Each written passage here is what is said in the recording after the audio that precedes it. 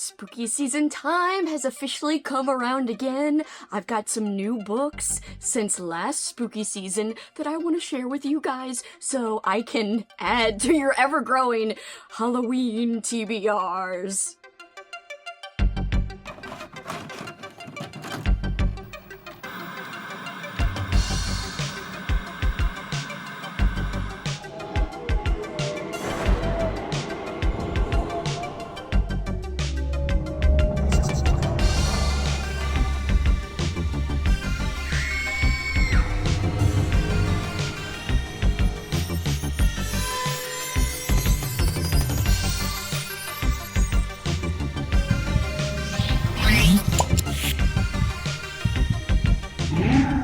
Welcome back, fellow freaks, geeks, and nostalgic peeps, to my channel, Slime & Slashers, where, yeah, we talk about everything from horror movies and books to 80s and 90s and everything in between, like Halloween time. And it is that time of the year. It's the most wonderful time. They really should have made that song about Halloween, not about Christmas, because it is the most wonderful time of the year, in my opinion.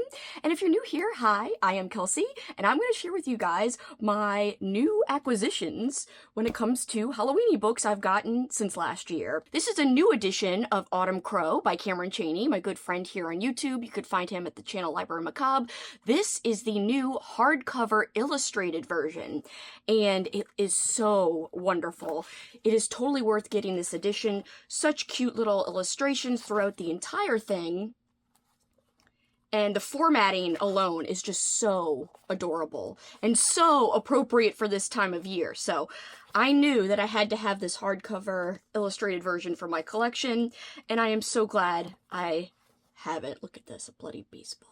This is a great story. So if you don't know what this is, it's a short story collection, but all of the stories in this collection are all interconnected because they all take place in the town of Autumncrow, where it's like it's Halloween 24/7, 365 days a year. And this is so fall-centric, wonderful vibes. Highly recommend if you've never ever read it before, because this will definitely get you in the mood for spooky season. So it is the perfect recommendation, and it's one of the few books I'm going to show off today that I have read. All right, sticking with horror, let's go over some other adult horror books. First up, we've got Halloween, and this is actually on KU right now. It is a chunker. It's like 500 and something pages. However, I did just see that they released audio for this, and yes, I have started this a couple of months ago, but I was like, what am I doing? I need to wait for spooky season, so I'm gonna pick this back up in October. So happy to own this. One of my very sweet Patreon members gifted this to me off of my wish list, so thank you so much.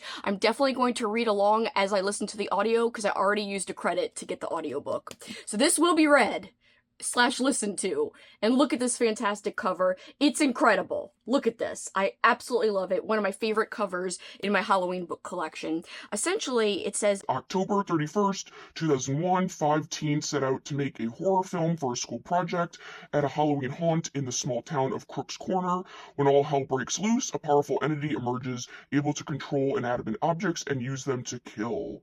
The carnage is swift and deadly, a vicious attack that quickly overwhelms the town and its citizens. Fighting for their lives, the teens, along with their teachers and local sheriff, must use all of their skills and wit to survive the night, and possibly even save the world! I'm so hyped to read this. Another book that was sent to me, and this time this was sent to me by the publisher. Thank you so very much.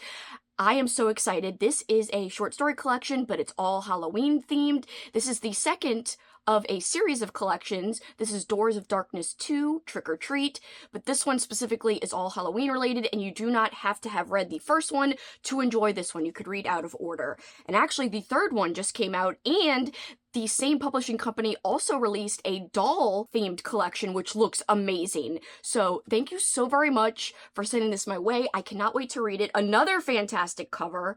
I mean, look at this. Terror has never tasted so sweet. I freaking love it. I cannot wait to dig into this. And actually, I did see that this also has an audiobook on Audible. So for those of you audiobook fans, just make a note of that. But I had to have the cover, so I'm so glad they sent me a copy, because this is fantastic. Again, one of the best ones I own, just like Halloween. These two covers kind of rival each other in terms of how great they both are.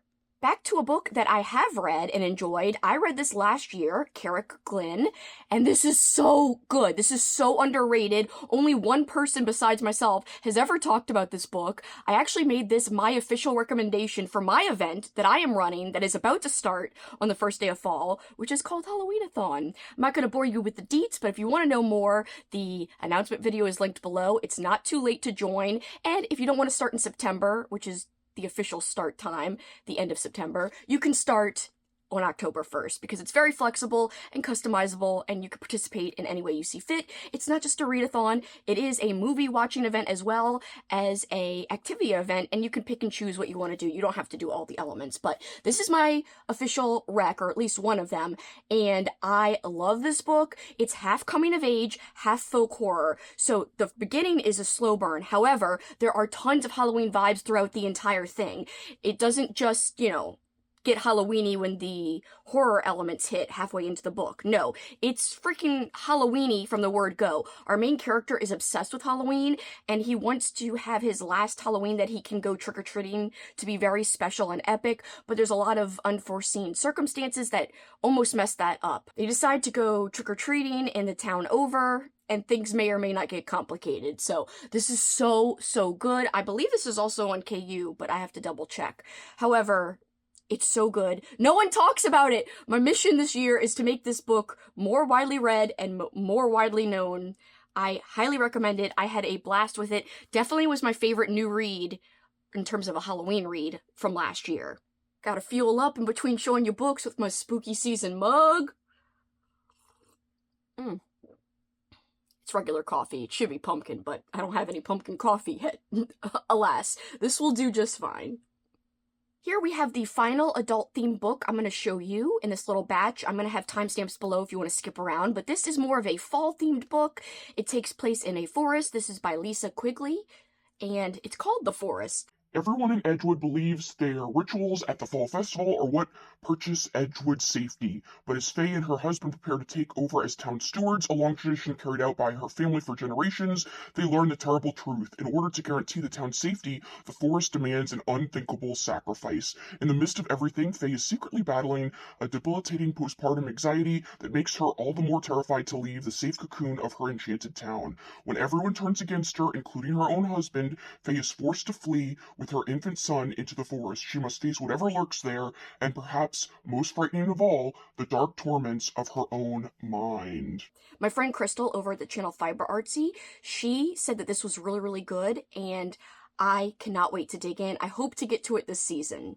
But this is definitely fall-centric and would probably be a great read for this time of year because, again, it surrounds the fall festival that this little town has. Alright, let's switch gears and go into some fall cozy mystery. So I showed you adult horror. Now we've got cozy mysteries, not horror, but these are so cute. So I have read one of the three of these I'm going to show you. The first book, In the Company of Witches, I read last year, and this had all the fall vibes I could ever want. These witches, this family of witches, they run a little B&B. One of the witches lost her powers because her husband passed away. Then, all of a sudden, mysteriously, there is a murder at the B&B, and everyone suspects one of the members of the family. And one of the other members tries to prove her aunt's innocence, essentially. But she's also battling through her own things. It's so emotional. It's so cute. I freaking love this. I am so glad to own it now. I didn't own it when I read it last year. I listened to the audiobook only, but I picked up a copy later after Halloween was over last year because I just wanted to have this in my collection. Very fall-centric, like I said about some of the other books, but yeah. Love it, highly recommend, and I'm not even a huge cozy mystery fan, but this one definitely hit the mark for me and was a success. Next up, the sequel to that book that I just showed, we have When the Crow's Away, and I'm really excited to dive back into this little world. I am so hyped. This will definitely be read this year, and look at the freaking cover. It's so freaking perfect for this time of year. Actually, this author has a new book out, which is also a witchy book that, again, takes place around Halloween, and I'm also hoping to read that one this Halloween season as well. But this is my priority since I've already read the first book in the series. The other one, I believe, is either a standalone or another first book in a series. I don't know yet until I get into it, but yeah, I can't wait to read this one. This one is so ridiculous sounding, but I've got to read this at some point. Antiques Maul. And it's not M-A-L-L, as you can see. It's M-A-U-L, like, I'm gonna maul you, bitch. I'm sorry. Look at the frickin' dog. It's a witch dog. So I found this with my friends Cameron and Benjamin. Again, Cameron's over at Library Macabre. We were hanging out last Halloween. I'm gonna hang out with them again this Halloween. I'm so excited. I say Halloween season. It wasn't actually Halloween day, but we went book shopping. I think Benjamin spotted this and was like, we need this and we need to pass it between us and read it. I have had it since last Halloween, so I feel kind of bad about that, but it does sound perfect. Maybe I can get to it. So this is by Barbara Allen, and the synopsis is legit perfection. So here's the synopsis. Halloween may be a time of treats, but for Brandy Bourne, there's nothing trickier than keeping her batty mom out of mischief. Opening a booth at the Serenity Antiques Mall seems like a frightfully sensible solution until a corpse turns up. Between the cornucopia and the candy corn, local law scares up a suspect in the victim's dog, Brad Pitbull. No! But Brandy and Mother see through the killer's clever canine masquerade. Their mission, unmask a murderer before the witching hour comes, and he mauls again. Oh my god! I gotta read this. I got to read this. Cheesy, fantastic, amazing sounding. Antiques Mall.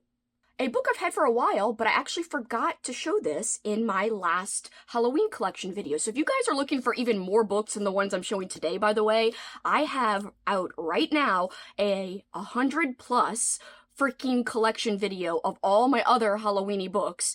I filmed and released that last year. I will make it available in the cards and in the description below, and it will be the end title screen. So if you have not seen that, please check it out. It took a long time to film, and literally there is over 100 books in that video, and they're all Halloween-y or fall or have some kind of spooky vibes that would match, Halloween time.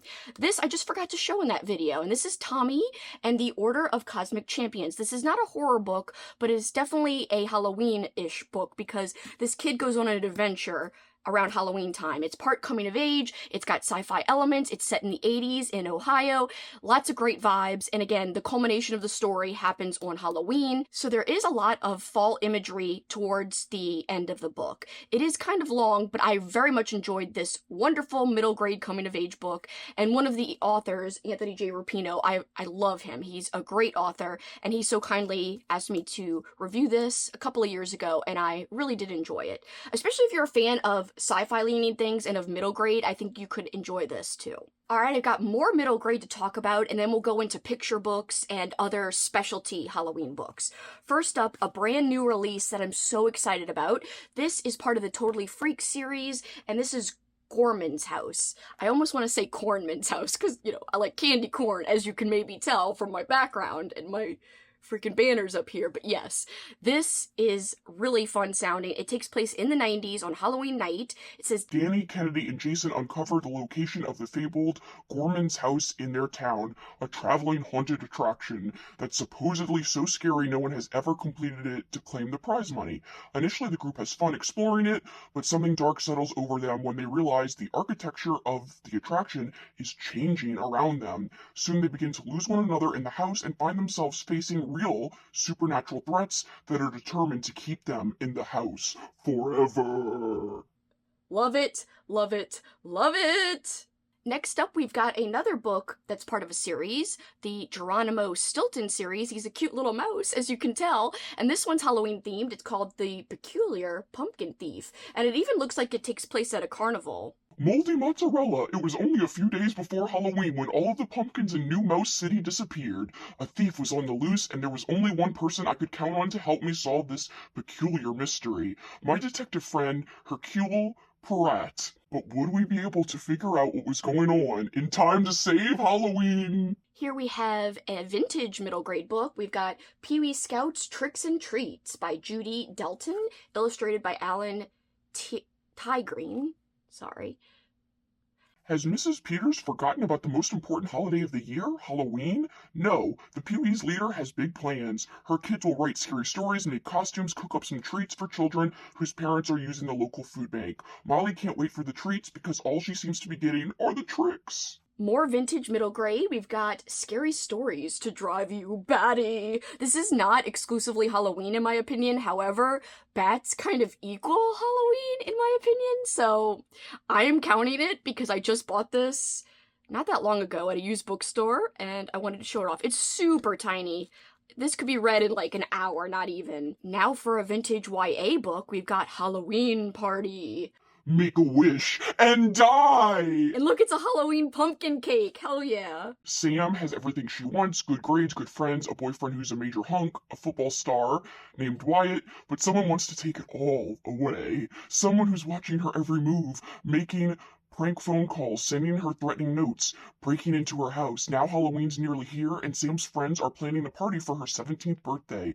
But not even Sam knows how special it's going to be, because her unknown stalker plans on coming with his own very special gift. Wrapped in blood. Sam's blood. Alright, so now some picture books and poem books and just random other Halloween-y books. First up, we've got a Halloween hunt book where you like look for little items on each page. The best Halloween hunt ever. And you can see it just tells you to find certain images in the bigger picture. And I'm definitely gonna look at this as soon as Halloween-a-thon starts. Here we've got Dad Jokes, which is a Halloween gift book, and it's so cheesy. I love dad jokes. So, what is Frankenstein's favorite cheese? Monsterella! Instead of mozzarella, get it? What is a favorite? Wait, I'm sorry, I can't even freaking read. What is a monster's favorite drink? Kool-Aid. What else? Okay, hold on. Why does the Headless Horseman read motivational books? He wants to get ahead in life. What do banshees put on their bagels? Scream cheese. What do you call a group of frightened trees? A petrified forest. How do you fix a cracked jack-o'-lantern? A pumpkin patch. You know, like patching it up. Whatevs. What is a monster's favorite holiday? April Ghoul's Day. How does the creature from the Black Lagoon start every fairy tale? Once upon a slime. What do you get if you divide the circumference of a jack-o'-lantern's by its diameter, then add whipped cream? Pumpkin pie. P-I, like, you know, pie. This is cheesy. This is ridiculous. Do I regret buying it? Absolutely not! This is frickin' gold!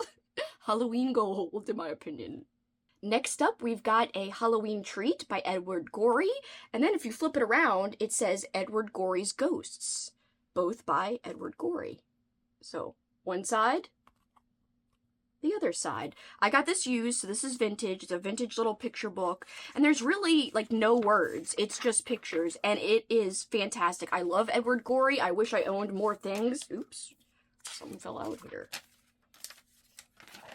Oh, just from when I paid for it. Psh. Look at this ghost with a top hat. Freaking awesome. I love his style. I wish I had more by him. So, this is my first in my Edward Gorey collection, but hopefully not my last. And I'm so glad it's Halloween themed. Next up, we've got It's the Great Pumpkin, Charlie Brown. And it's just a cute little picture book, just like the story from the movie. Oh, look. Look at them in the pumpkin patch. Waiting for the Great Pumpkin. So cute. I haven't read this yet. I want to read it this year. It'll take like 2 seconds. Well, you know, a little longer, but I can't wait. Here's another book I found last year when I was hanging out with Benjamin and Cameron during spooky season. We've got Jerry Seinfeld, Halloween. So it's kind of random. Why is Jerry Seinfeld in a Halloween book? I have no idea. I'm just glad it exists. And it is a kid Jerry Seinfeld. So if you can see, look how small he is. He's definitely a kid in this book.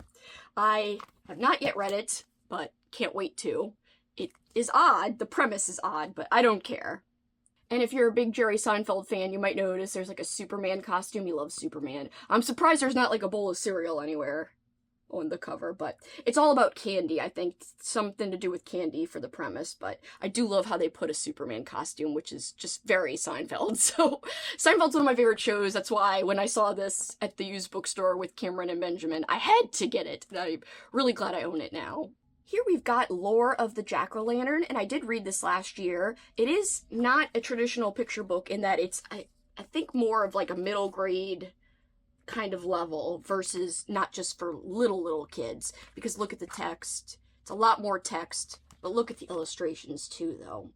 And it's a little dark, the story, so this isn't for tiny kids, but... It's Halloween night, and as seething sweet seekers troll the streets, a local gang of outcasts known as the Ferals desperately search for their missing friend.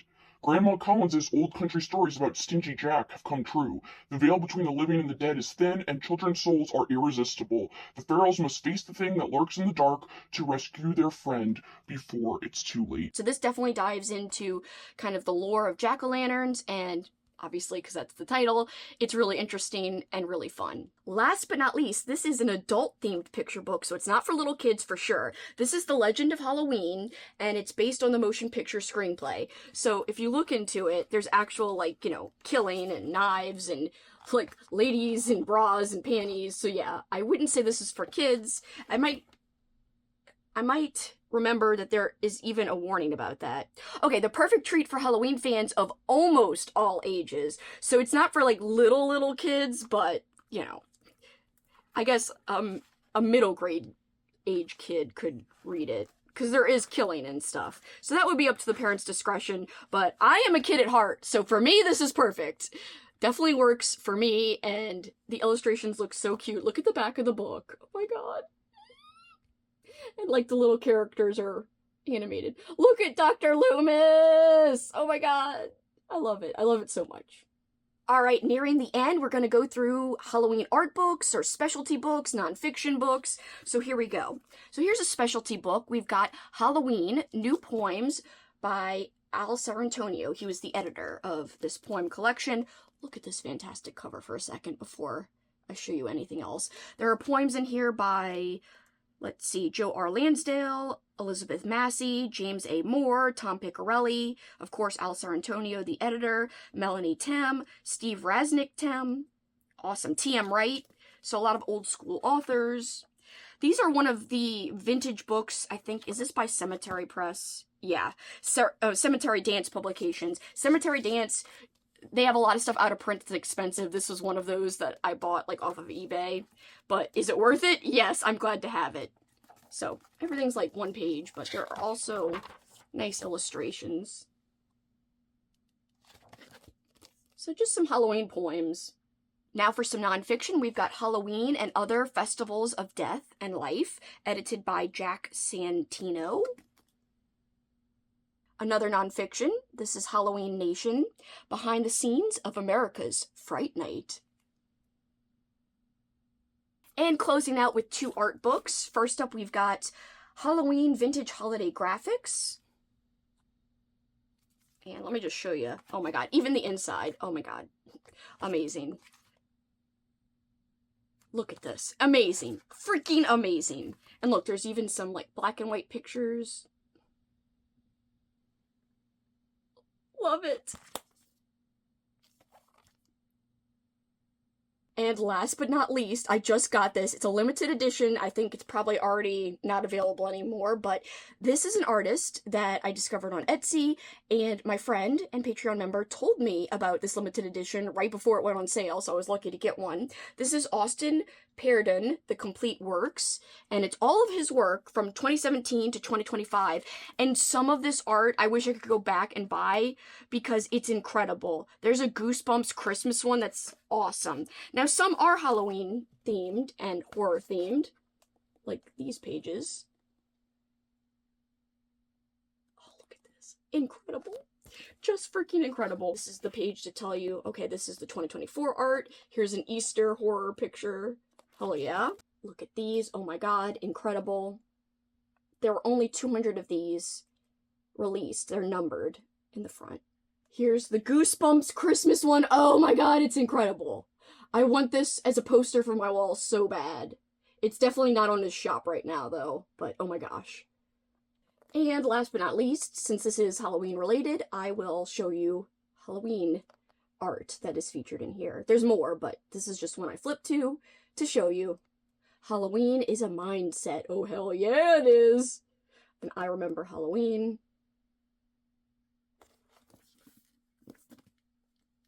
Okay guys, those were the new books I've added to my Halloween-y collection. Again, don't forget, I have another video up showing 100+ books that I own in my Halloween collection besides these. These were about 25 new additions to that, you know, already existing 100+ book collection. So, hope you enjoyed looking at the books just like I did. I'm so happy to own them. Have you read any of these? If so, let me know which ones down below. Do you plan on getting or reading any of these? I'd also love to know that in the comments down below. If you want to leave a comment just to say you were here, but you don't want to answer any of the other questions, how about leaving a little pumpkin and orange heart emoji together?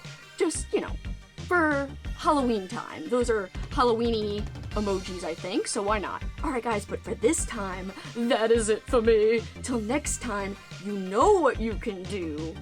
Keep on killing it. Bye guys.